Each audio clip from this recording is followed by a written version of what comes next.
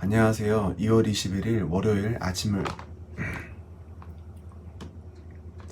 안녕하세요. 2월 21일 월요일 아침 말씀 묵상입니다.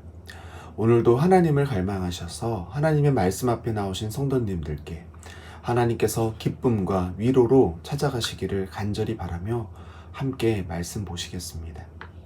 오늘 우리에게 주신 하나님의 말씀은 시편 74편 12절에서 23절의 말씀입니다. 제가 읽어드리겠습니다. 하나님은 예로부터 나의 왕이시라. 사람에게 구원을 베푸셨나이다.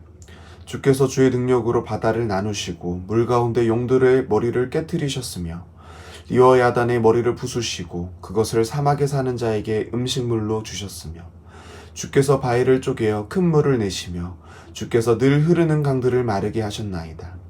낮도 주의 것이요 밤도 주의 것이라. 주께서 빛과 해를 마련하셨으며 주께서 땅의 경계를 정하시며 주께서 여름과 겨울을 만드셨나이다. 여호와여, 이것을 기억하소서. 원수가 주를 비방하며 우매한 백성이 주의 이름을 능욕하였나이다. 주의 맷 비둘기의 생명을 들짐승에게 주지 마시며 주의 가난한 자의 목숨을 영원히 잊지 마소서. 그 언약을 눈여겨보소서. 무릇 땅의 어두운 곳에 포악한 자의 처소가 가득하나이다. 학대받은 자가 부끄러이 돌아가게 하지 마시고 가난한 자와 궁핍한 자가 주의 이름을 찬송하게 하소서.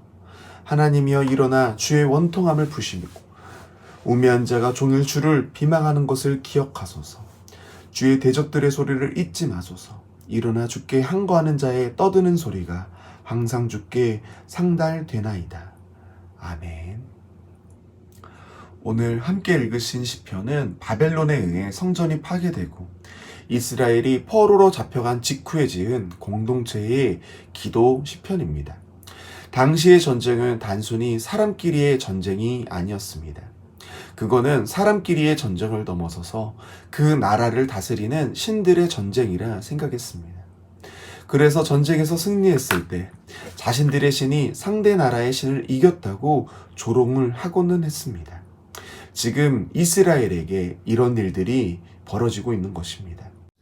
이스라엘은 하나님은 오직 한 분이신 참신이라고 이야기하는데 자신들이 그런 나라를 이겼으니 바벨론에서는 너희들이 말한 신이 어디 있냐고 조롱하는 겁니다. 이스라엘은 지금 이런 원수들의 조롱으로부터 하나님께서 하나님의 백성을 구원하셔서 하나님의 명예를 회복하시기를 기도하고 있습니다. 오늘 본문은 시작부터 하나님에 대한 고백으로 나아가고 있습니다. 하나님은 출애굽부터 이스라엘의 왕이시며 구원을 베푸시는 분이셨고 이스라엘은 여호와의 백성이었습니다. 그래서 그들은 지금 왕이신 하나님께 탄식하면서 다시 구원을 베푸시고 대적을 물리치시는 것을 간구하는 겁니다. 12절의 왕이신 하나님에 대한 고백은 하나님이 하신 출애굽의 구원과 창조의 사역에 대한 고백으로 연결이 됩니다. 이스라엘이 경험한 가장 큰 일이 무엇입니까? 바로 출애굽 사건입니다.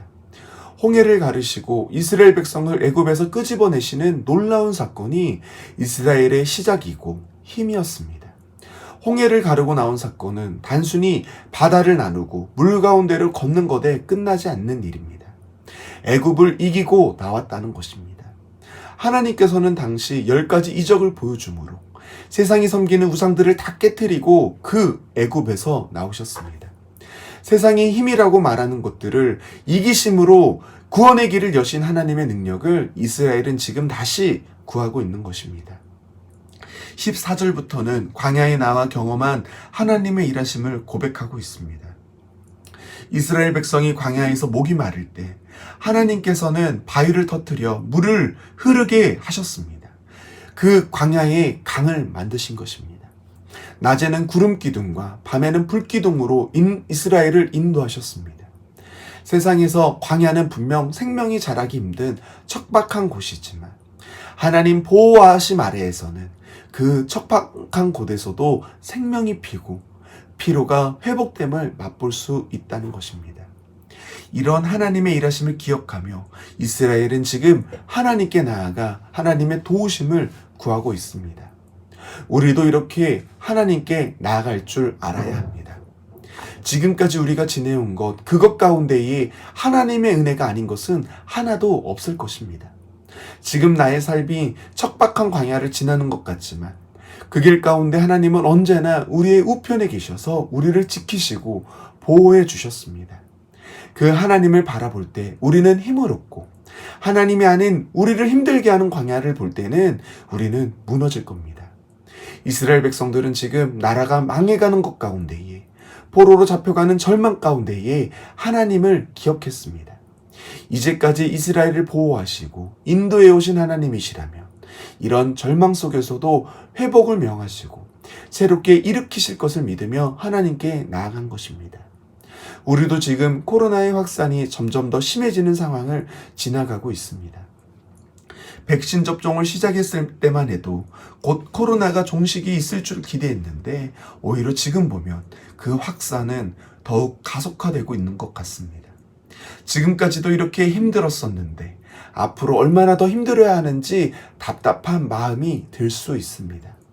이럴 때 우리도 오늘 본문의 이스라엘 백성들이 그랬던 것처럼 하나님을 바라봐야 합니다.